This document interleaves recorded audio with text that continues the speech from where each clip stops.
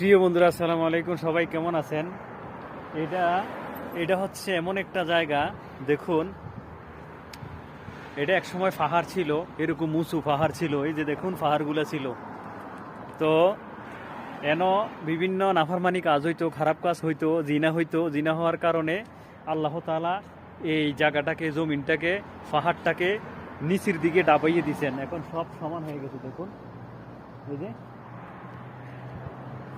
বিশাল পাহাড় ছিল, আল্লাহ তাআলার গজবের কারণে মানে জায়গাটা এখন একবারে সমান সীমা। এগুলা বাউন্ডারি করে রাখছে, ও বিশাল পুরোটা জায়গা বাউন্ডারি। দেখুন এই যে, তো আল্লাহ তাআলার গজবের কারণে তো এই জায়গাটা আল্লাহ তাআলা ভূমিটাকে উল্টাই দিছেন।